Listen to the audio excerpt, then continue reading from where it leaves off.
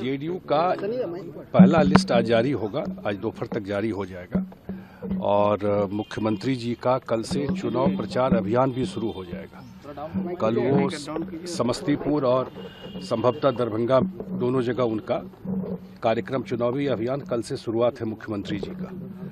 और आप जानते हैं कि एक एक्सरसाइज होता है, अपेक्षा सबकी होती है, लेकिन मुख्यमंत्री जी सारा चीज़ देख करके और सारा निर्णय लिया गया है और एक लिस्ट जो फर्स्ट लिस्ट हम लोगों का है, फर्स्ट फेज का लिस्ट, वो हम लोग आज दोपहर तक जारी कर देंगे और संभवतः कल तक या परसों तक हमारा सेकंड फेज का लिस्ट भी निकल जाएगा। सर, इंडिया में जिस तरह की बातें आ रही हैं, इंडिया में सब कुछ बिल्कुल ठीक है। अगर जब साथ में रहते हैं, अगर थोड़ा बहुत कन्फ्यूजन भी होता है, आप जानते हैं चाहे सीट शेयरिंग हो, नंबर हो, तो बिल्कुल स्पष्ट आ गया। आज तक जो हमारे विपक्ष के लोग हैं, आज तक नंबर फिक्स नहीं कर पाए, नंबर तय हो गया, लगभग सीट कौन क्या लड़ेगा वो तय हो गया।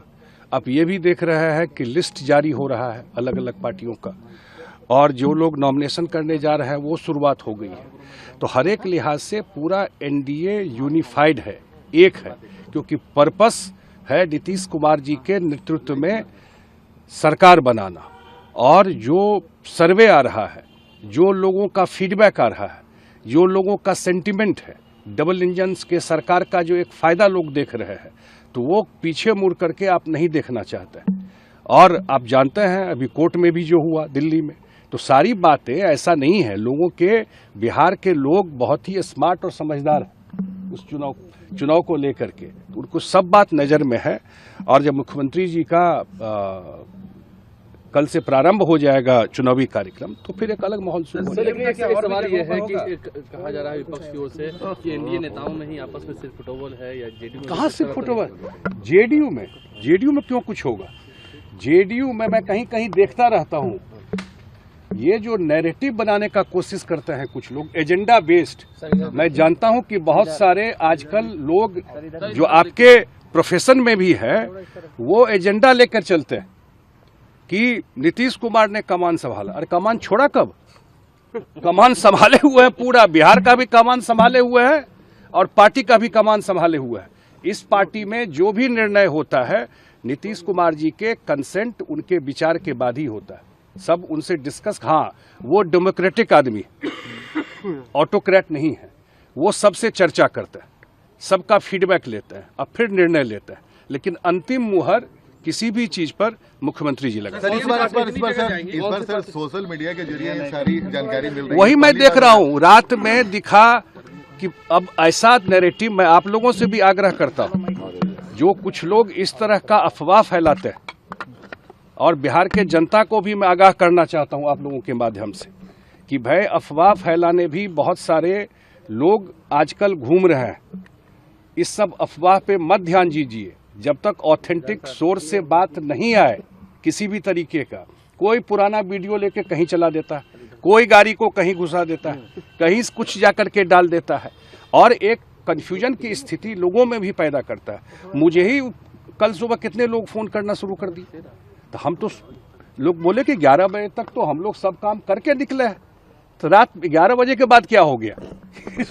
तो इसलिए ये इस तरह का अफवाह, एनडीए लार्जर पर्पस ये है कि बिहार के जनता का कल्याण, जो मुख्यमंत्री जी ने 20 साल में करके दिखाया। लार्जर पर्पस ये है कि बिहार में रोजगार के लिए जो प्रॉमिस किया है 1 करोड़ लोगों को नौकरी के लिए, वो इंतजाम कैसा होगा। लार्जर पर्पस ये है कि बिहार में जो बिग टिकट्स, बड़े बड़े 6 लेन हाईवे आ रहे हैं, पटना मेट्रो को जो एक्सपेंड करना है, या बिहार में जो अन्य क्षेत्रों में केंद्र के सहयोग से काम करना है, वो पर्पस है। उसके लिए सरकार नीतीश जी के नेतृत्व में बना। सर, हम खुल के अगर पूछे एक समय, जैसे आपने अफवाह को लेकर कहा, ये बातें खुल कर आई थी कि कहीं आरजेडी जेडीयू साथ ना जाइए, तो अब आप सोचिए, नीतीश कुमार जी ने शायद टाइम एंड अगेन, मुझे लगता है 10 बार ये बात स्पष्ट कहा है और खुले मन से कहा है, ये अब संभव नहीं है, बार बार कहा है।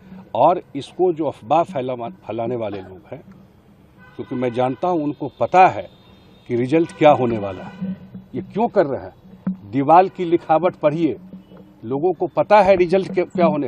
ये बिल्कुल दहशत में है, इनको बिहार का चुनाव का रिजल्ट की जानकारी है, लोगों का फीडबैक है, महिलाओं का मूड कैसा है, युवाओं का मूड कैसा है, सब पता है इनको। तो अंतिम जो है कि इसमें कंफ्यूजन पैदा करो, लेकिन ये संभव नहीं है। नीतीश जी के नेतृत्व में पूरा एनडीए एक है। आप लोगों ने भी देखा, पूरे बिहार में 243 विधानसभा में एनडीए सम्मेलन हुआ, पांचों पार्टी के लोग गए, प्रधानमंत्री जी का कितना सारा कार्यक्रम यहाँ पर हुआ है, मुख्यमंत्री जी प्रगति यात्रा से लेके लगातार जो लास्ट डे जिस दिन अनाउंसमेंट इलेक्शन का हुआ उस दिन भी वो मुजफ्फरपुर के सकरा में थे। इसलिए लगातार सारा कार्यक्रम चल रहा है और मुझे लगता है कि पूरा एनडीए एक होकर के इतना डिसाइसिव मैंडेट आने वाला है जो 2010 के मैंडेट को भी पार करेगा। एक सेकंड आज भी देख रहा है, विपक्ष में कुछ भी तय नहीं है।